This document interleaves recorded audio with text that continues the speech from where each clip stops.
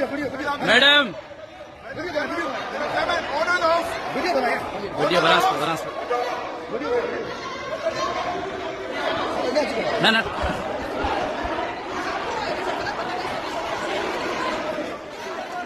विधायकों को पीटा गया, यहाँ पे विधायकों को घसीटा जा रहा है। लगातार विधायक जो है वो प्रदर्शन कर रहे थे।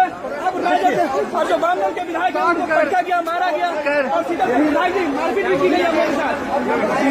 सतेंद्र जी अस्सलामुअलैकुम, आदाब, नमस्कार दोस्तों। उम्मीद करते हैं आप सब अच्छे होंगे और अच्छे दिनों का भरपूर मजा लेते होंगे। आज जो घटना घटी है बिहार के विधानसभा में वो आप सब लोग जानते होंगे और पढ़ लिए होंगे, देख लिए होंगे, वीडियोस भी देख लिए होंगे, सारी चीज़ें देख लिए होंगे। बहुत सारे लोगों को मज़ा आया होगा, बहुत सारे लोगों को देखकर अफसोस भी हुआ होगा। बहुत कम ऐसे लोग होंगे जिनको ये चीज़ देखकर वाकई में दिल से अफसोस हुआ होगा कि ये क्या हो रहा है हमारे देश में, हमारे जिले में। कुछ लोग जुड़ जाते हैं तो आज इस पर हम लोग चर्चा करेंगे जो बिहार विधानसभा में हुआ है। लातम घुसम, सुताई पिटाई कुटाई, ये तमाम चीज़ें जो हुई हैं बड़ा ही अफसोसनाक है, बड़ा ही शर्मनाक है। जो चीज़ देखने को मिली आज, ये पहली बार मेरे ख्याल से मेरी ज़िंदगी में इस उम्र तक ये पहली बार ऐसा हुआ था कि जो सदन, जो विधानसभा, जो राज्यसभा या जो संसद भवन, ये जो जगह होती है ये बहुत ही सम्मानित जगह होती है। ये वो जगह होती है जहाँ लोगों की उम्मीद जुड़ी होती है। ये वो जगह होती है जहाँ लोगों के भविष्य जुड़े होते हैं। ये वो जगह होती है जहाँ से लोग एक आइडियल भवन के रूप में देखते हैं, जहाँ से जिंदगियाँ बनती हैं, जहाँ से जिंदगियों के बारे में पॉलिसीज बनती हैं। आज ऐसी जगह पर हम लोगों ने एक ऐसा घटिया, आज के दिन को वाकई में काला दिन की तरह, हम लोग काले दिन की तरह ही मत मनाएंगे। बिहार विधानसभा में जिस तरीके की घटना घटी है, जिस तरीके से लातम घुसम और जिस तरीके से मतलब बदतमीजियाँ की गई हैं, जिस तरीके से मतलब इतनी शर्मनाक घटना जो है मैंने अपनी ज़िंदगी में कभी नहीं देखी थी। मैंने ऐसी घटना पता है कैसी जगह पे देखी थी, दुनिया के किसी ऐसी जगह पे जो सबसे पिछड़े देशों में से एक आता है। दुनिया में कुछ ऐसी जगह पे जहाँ पे रूल रेगुलेशन और संस्कार नाम की कोई चीज़ नहीं है, ऐसे नीच किस्म के जो लोग रहते हैं, उस तरह की जगहों पर इस तरह की चीज़ें हम लोगों ने अक्सर देखा था। बहुत दूर भी जाने की ज़रूरत नहीं है। हमने बगल के पड़ोसी मुल्क जो पाकिस्तान है, उसके भी सदन में हम लोगों ने इस तरह की घटिया हरकतें देखी थी। लोग किस तरीके से एक दूसरे के ऊपर कुर्सी मारना, झापड़े मारना, पटक देना। इवन कि वो लोग, हमने कई बार देखा है, पाकिस्तान के कुछ लोग अगर देख रहे होंगे तो ये बात वो लोग बता सकते हैं, इस बात को साबित कर सकते हैं। और मैं दावे के साथ कह सकता हूँ कि कई ऐसे न्यूज़ चैनल में भी ऐसा हुआ कि जब वहाँ पे लोग आपस में झापड़ और मारपीट और कुर्सियाँ एक दूसरे के ऊपर फेंकना शुरू कर दिए थे। ये वो देश है जिसको हम लोग कहते हैं कई सौ साल पुराना संस्कृति वाला देश। ये वो भारत है जहाँ पर हमारी महान गाथाएं सुनाई जाती हैं। ये वो देश है जहाँ पर हमें संस्कार के नाम पे न जाने क्या क्या चीजें बताई जाती हैं। आज उस जगह पे, उस बिहार में, वो बिहार जहां पे सबसे पहला यूनिवर्सिटी आया हुआ था, ये वो बिहार है जिसको शिक्षा का किसी जमाने में गढ़ माना जाता था। ये वो बिहार है जहां पर गौतम बुद्ध ने शिक्षा प्राप्त और वहीं पर उन्होंने दुनिया को न जाने किस तरह की नॉलेज और किस तरह की जानकारी और अपने जीवन के बारे में अच्छाइयां उन्होंने बिखेरी। बिहार जैसी जगह पर, बिहार जैसे वैसी जगह पे जहां पर उसकी सरजमीन पर इतने महान महान हस्तियां गुजरी, आज उस बिहार के सरजमीन पर जब बिहार के सबसे ज्यादा लोग परेशान हाल हैं, उनके कोरोना बीमारी की वजह से, उनके बेरोजगारी की वजह से, उनकी परेशानी की वजह से, आज उस जगह पे इतनी नीच हटिया की जा रही है कि विधानसभा में वहां पे मारपीट हो रही है और वहां पे लड़ाई झगड़े किए जा रहे हैं, वहां पे लात मुक्के चलाए जा रहे हैं, घसीट के बाहर निकाला जा रहा है। महिला जो नेता है, सड़कों पर प्रदर्शन करना अधिकार है, कानूनी अधिकार है, संवैधानिक अधिकार है। उस महिला के ऊपर में आप लोग पत्थर चला रहे हैं। ये बड़ी ही बेशर्मी और बड़ी ही शर्मनाक घटना घटी है। मुझे लगता है आज वाकई में जितने बिहारियों को पूरी दुनिया में बेइज्जती का सामना नहीं करना पड़ा था, उनके पिछड़ेपन होने का, उनके गरीब होने का, उनके गंदे होने का, उनके काले रंग का होने का, उनके मतलब किसी भी चीज़ की जितनी बेइज्जती नहीं हुई होगी, आज उसकी बेइज्जती सबसे ज़्यादा हुई होगी कि कुत्ते मवालियों की तरह पर हरकत हुई है जो विधानसभा में, वो बिल्कुल नाकाबिले बर्दाश्त है, बिल्कुल शर्मनाक है। एक संस्कार भरे वाले मतलब इंसान की तो पहचान हो ही नहीं सकती है। ये आज वैसी घटना घटी है।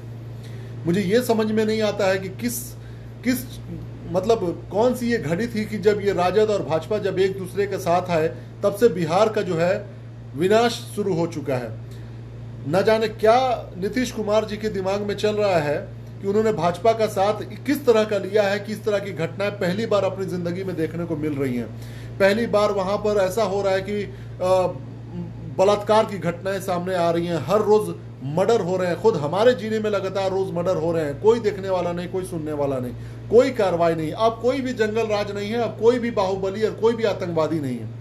तमाम चीजें नॉर्मल हो चुकी हैं, इतनी नॉर्मल हो चुकी हैं कि लोग अब इसके बारे में बोलना लिखना भी पसंद नहीं करते हैं। पहले तो एक से एक लोग कलाकार, एक से एक लोग पत्रकार हुआ करते थे, दलाल टाइप के, जो साले हमेशा कुछ ना कुछ इस तरह के माहौल में लिखा करते थे और ये दिखाने की कोशिश करते थे कि कोई खास समुदाय इस चीजों में रहा करता है।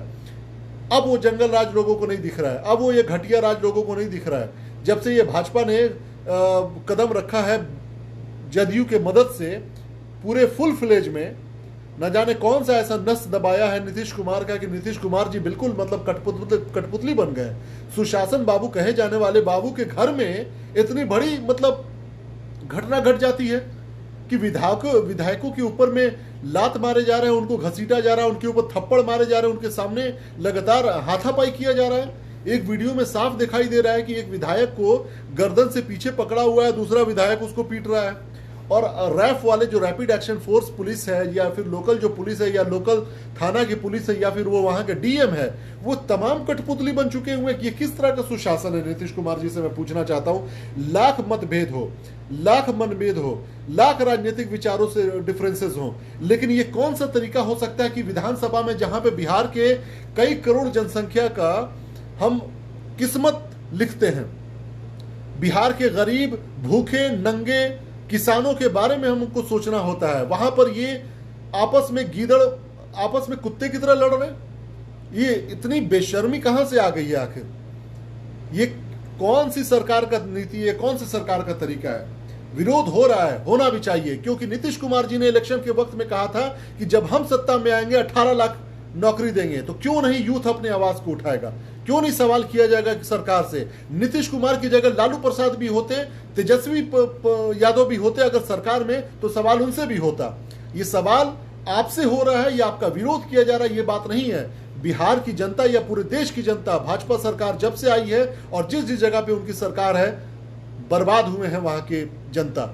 लगातार नौकरी खाए जा रहे हैं, लगातार बेरोजगार किए जा रहे हैं, लगातार देश के 70 साल में बनाए गए संपत्ति को, हमारे धरोहर को लगातार बेचते हुए जा रहे हैं। दलाली में लगे हुए हैं ये लोग, घुसखोरी में लगे हुए लोग, अपने आकाओं को खुश करने में लगे हुए हैं ये लोग। 2019 के लोकसभा इलेक्शन में सबसे ज्यादा भारत में पैसा खर्चा हुआ था, लगभग 50,000 से 70,000 करोड़। ये दुनिया के सबसे बड़े बड़े संगठन ने इसके बारे में रिपोर्ट किया था कि भारत एक ऐसा देश है जहां पर इतने हजार करोड़ रुपए बर्बाद किए जाते हैं इलेक्शन में। अमेरिका तक में इतना पैसा खर्चा नहीं होता। उस जगह में 50,000 करोड़ 70,000 करोड़ रुपए जिस जगह में खर्चा हो रहे हो, क्या आपको लगता है कि ये सरकार जो बैठी हुई है वो जनता के भलाई के लिए बैठी हुई है? जनता के भलाई के लिए सारी चीजें खर्चा कर रही है या बेच रही हैं? बिल्कुल भी नहीं। मैं आपको बताता हूं, भाजपा सरकार की एक नियत है कि 2.5 लाख करोड़ रुपए जमा करना है, जो अलग अलग संगठन अलग अलग संस्थाओं से उनको बेचकर उसको जमा करना है। जैसे कि रेलवे से उनको बेचकर लगभग 70-80 हजार या 90,000 करोड़ रुपए जमा करना है। खेल डिपार्टमेंट का भी उन्होंने बेचने में लगाया है, एविएशन डिपार्टमेंट को बेचने में लगाया है, सेल लगा रखा है। और उसी तरीके से बिहार में भी आज तक कोई एक इंडस्ट्री नहीं आया। बात हो रही थी कि टाटा को लेकर आएंगे, टीसीएस को लेकर आएंगे, इसको हम लोग इंफॉर्मेशन टेक्नोलॉजी का हब बनाएंगे बिहार को। But it's very shameful. ये जो घटना घट रही है इसको देखकर कौन ऐसी कंपनी है जो बिहार में आकर अपनी संस्था को बैठाएगी और लोगों को रोजगार देगी? 18 लाख रोजगार देने की बात नीतीश कुमार किए थे इलेक्शन के समय में, किस मुंह से कहे थे? क्या इलेक्शन अभी बीते हुए जो 1 साल से ज्यादा होने वाला है, क्या हम लोग अब ये सवाल नहीं कर सकते हैं कि हमें रोजगार क्यों नहीं मिल रहा है? कोरोना से जितने लोग बर्बाद हुए हैं, उनकी नौकरी बर्बाद हुई है, उनके घर गृहस्थी बर्बाद हुए, लोगों ने आत्महत्या किया है, उनके लोगों के बारे में सवाल करने का अधिकार नहीं है क्या? पप्पू यादव किसी वक्त में अपनी जबान को खराब करके विपक्ष के नेता को बहुत सारे उल्टे सीधे जबान में उन्होंने कुछ कहा था। कि विपक्ष कुछ कर नहीं रहा, विपक्ष कुछ सवाल नहीं कर रहा। विपक्ष आज सवाल कर रहा है, विपक्ष हमेशा सवाल करता है, चाहे वो केंद्र से कांग्रेस सरकार हो या बिहार में राजद हो, हमेशा विपक्ष ने सवाल किया है। ये दलाल मीडिया है जो उनके बातों को न तरजीह देती है, न समय से सही से उठाती है। जिस तरीके से एक छोटे से अगर किसी के बाल में जू भी निकल आए ना किसी भाजपा के नेता के यहाँ, तो उसको बड़ी खबर बना देंगे कि देखो अटैक हुआ है भाजपा के नेता के ऊपर में जू के द्वारा। लेकिन ये दलाल मीडिया कभी भी सच्चाई नहीं दिखाएगी कि जिस तरीके से विपक्ष ने लगातार इकोनॉमी के ऊपर में, लगातार रोजगार के ऊपर में, लगातार किसानों के ऊपर में, लगातार बलात्कार पे, लगातार महिला सुरक्षा पे, लगातार मुजफ्फरपुर कांड के बारे में, लगातार बालिका गृह कांड के बारे में, लगातार यूपी में हो रहे बलात्कार के मामले में जिस तरीके से विपक्ष ने सवाल उठाया है, आज तक किसी मीडिया ने, उस दलाल मीडिया ने, किसी ने भी ईमानदारी से उठाने की कोशिश नहीं करी है। मैं आज तक ये कहता आया था कि जितने भी बड़े घराने के दलाल मीडिया हैं उनको तो छोड़ दीजिए, वो तो बिके हुए हैं, वो कारपोरेट है, उनकी मजबूरी है। छोटे पत्रकार जितने हुआ करते थे जो किसी जगह पे जिले में या किसी छोटे पत्रकार जो हुआ करते थे या छोटे छोटे पत्रिका के जो मालिक हुआ करते हैं, वो कम से कम अपनी ईमानदारी और बहादुरी दिखाया करते थे। वो छापा करते थे लोकल के बारे में, वो छापा करते थे क्या हो रहा है क्या नहीं हो रहा है। लेकिन मैं देख रहा हूं कि आज वैसे लोग भी दलाली में उतर आए हैं, खामोश हैं, क्योंकि उनके मनपसंद की सरकार है। उनके भी मानसिकता कहीं ना कहीं दूषित हो चुकी है, उनकी भी मानसिकता कहीं ना कहीं धर्म के आधार पर बिक चुकी है। वो भी कहीं ना कहीं दलाली में फंस चुके हैं। वो भी कहीं ना कहीं इस बारे में खुश हो रहे हैं कि जिसकी सरकार है वो उनके सोच की सरकार है, जो देश को लगातार बर्बाद कर रहे हैं, लगातार देश को नोच रहे हैं, लगातार देश को 70 साल का बनाए हुआ धरोहर को ये लोग लूट के बर्बाद कर रहे हैं। लेकिन किसी को कोई फिक्र नहीं है। बिहार जैसी जगह पे जो आज तक कभी भी हम लोग बुद्ध की धरती कहा जाता है, शेरशाह सूरी की धरती कहा जाता है, महान योद्धाओं की धरती कहा जाता है, शिक्षा का केंद्र किसी जमाने में हुआ करता था, आज उस बिहार के विधानसभा में इतनी घटिया हरकत हुई है कि लोग हाथापाई कर रहे हैं, मारपीट कर रहे हैं, लात चला रहे हैं, कुर्सियां चला रहे हैं, एक दूसरे के ऊपर मारपीट कर रहे हैं। वो किस तरीके से एक दूसरे के साथ बैठेंगे? कैसे भारत की जनता, बिहार की जनता के ऊपर में वो एकजुट होकर कोई सवाल जवाब करेंगे? कैसे वो लोग बिहार की जनता के बारे में भलाई सोचेंगे? कैसे उनके शिक्षा की नीति पे बात करेंगे? कैसे उनके वेलफेयर की पॉलिसीज पे बात करेंगे? कैसे इन्वायरमेंट पे बात करेंगे? कैसे जमीन हवा के बारे में बात करेंगे? ये दलाल, ये जितने भी बैठे हुए, क्या ये गुंडे से कम है? बड़ी शर्म की बात है। बिहार आज की तारीख में सबसे ज्यादा युवाओं का राज्य है, सबसे ज्यादा युवाओं का राज्य है। उस युवाओं को आज तक एक सही रास्ता दिखाने वाला तरीके का नेता पैदा नहीं हुआ। आज उस जगह पर इतनी घटिया हरकतें हो रही हैं कि आप मतलब सोचने पे मजबूर है आदमी। किस तरीके से ऐसी कांड किया जा सकता है? कैसे हो सकता है ये कांड? किस तरीके से नीतीश कुमार इस चीज को इजाजत दे सकते हैं? ये बड़े ही शर्म की बात है। हालांकि मैं, अगर इसमें किसी भी तरह का कोई भी नेता का अगर हाथ है तो उनको सस्पेंड किया जाए। ये बड़े शर्म की बात है, बड़े शर्म की बात है। मैं बता रहा हूं, आज हम लोग उस कैटेगरी में आके खड़े हो गए हैं। जब हम लोग यूट्यूब में देखा करते थे तो बगल के देश में मतलब कि जानवरों की तरह लोग लड़ रहे हैं, वैसे देशों में वो जो हर तरीके से पिछड़े हैं, हर तरीके से घटिया देश है, वैसे जगहों पे हम लोग देखा करते थे कि लोग आपस में लड़ रहे हैं, मर रहे हैं, कट रहे हैं। आज हमारे राज्य में इस तरीके की चीजें हो रही हैं। इससे बड़ी शर्म की कोई बात हो ही नहीं सकती है, इससे बड़ी घटिया कोई हरकत हो ही नहीं सकती है।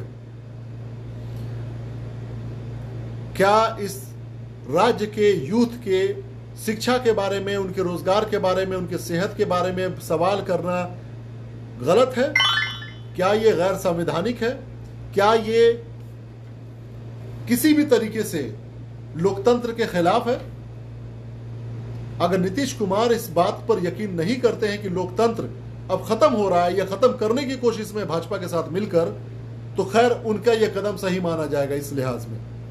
लेकिन अगर ये थोड़ा भी यकीन रखते हैं कि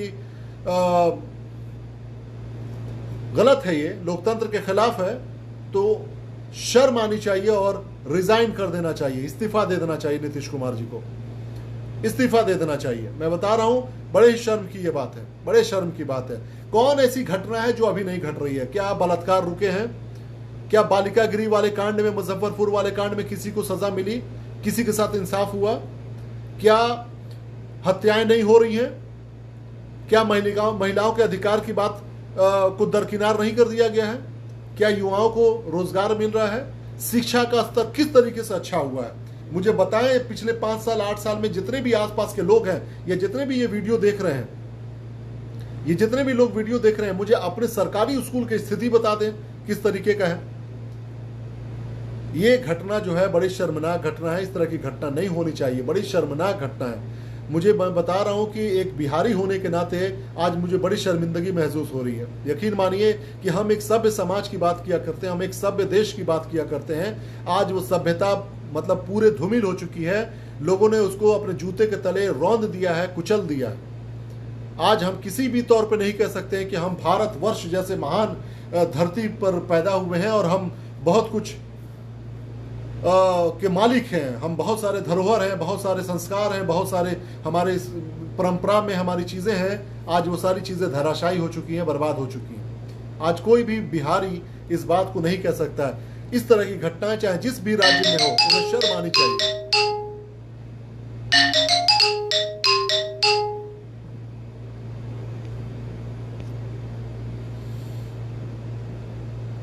खैर, बहुत शर्म की बात है। बिल्कुल बिल्कुल, बहुत अच्छे से याद है कुंवर, 26 मार्च 2015 बहुत अच्छे से याद है। इस तरह की घटना याद करने के लिए नहीं है, शर्म से चुल्लू भर पानी में डूब मरने की है कि एक युवा होने के नाते आप इस तरह की चीज़ों पर कैसे खामोश हैं। क्यों नहीं इसके ऊपर में विरोध कर सकते हैं आप? क्यों नहीं सवाल कर सकते हैं? क्या ये एक सभ्य समाज की पहचान है कि जहां पर लोगों के किस्मत की बात होती है, जहां पर पॉलिसीज बनती हैं, जहां पे आपके बच्चों, आपके घर वालों के बारे में बात हो जाती है, पॉलिसी की बात की जाती है, ये बात किया जाता है कि किस तरीके से बिहार को बेहतर बनाना है, सुदृढ़ बनाना है और बेहतर फ्यूचर इसको देना है। क्या उस जगह पे इस तरह की घटना आपको शोभा देती है? ये वक्त याद करने का नहीं है, ये समय याद करने का नहीं है कि कब कब कहां पे क्या क्या हुआ। इस तरह के चीजों को हमें हर तरीके से विरोध करने की आवश्यकता है। बहुत शर्म की यह बात है, ये युवाओं के लिए तो और भी शर्म की बात है। जंगल राज, पूरी तरीके से जंगल राज है, पूरी तरीके से गुंडा राज है।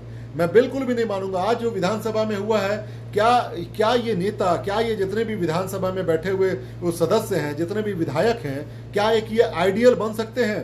क्या आप अपने बहन, बेटी, अपने बेटे को उनके सामने भेज सकते हैं कि बेटा इसकी तरह तुमको बनना है, अगर तुम्हें लीडर बनना है तो? क्या अपने लीडरशिप इनको एक्सेप्ट कराएंगे बच्चों को कि ठीक है तुम इनको एक्सेप्ट करो एज योर लीडर? ये बच्चे आपके क्या ये सीखेंगे कि हमें बड़े होकर किस तरीके से गुंडाई करनी है, किस तरीके से विधानसभा में लात मुक्का चलाना है, किस तरीके से हमें सड़कों पर रेंगना है, कुत्ते की तरह झपटना है एक दूसरे के ऊपर में?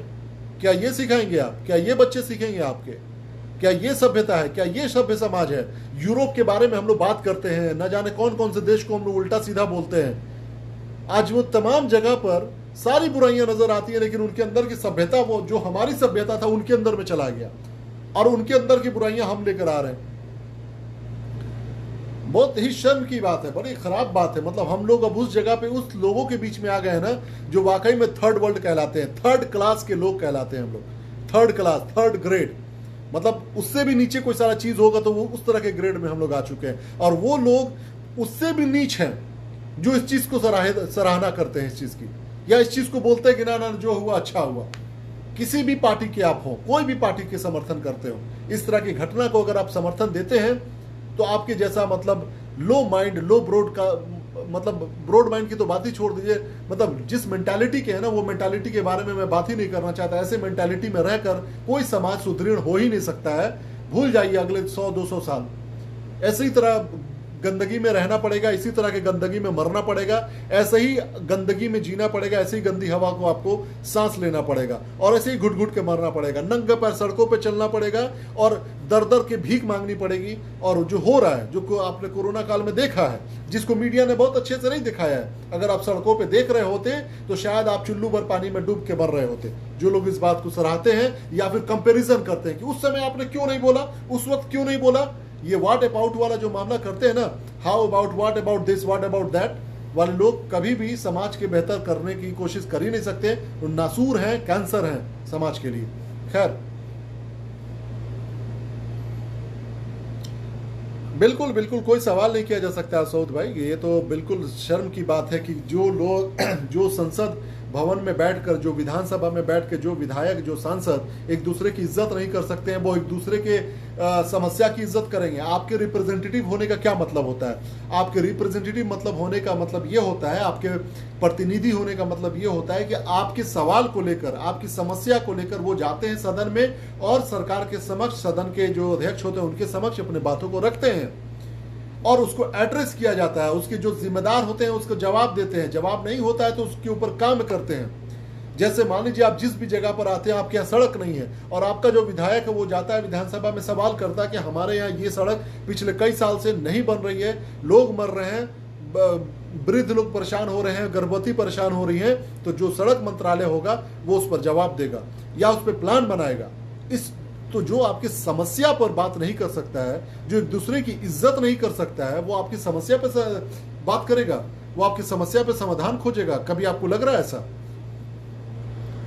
मतलब किस हम लोग फुलिश पैराडाइज, किस तरह के हम लोग झूठे वादे दुनिया में जी रहे हैं। वाकई में मतलब शर्म की ये बात है, सोचने वाली बात।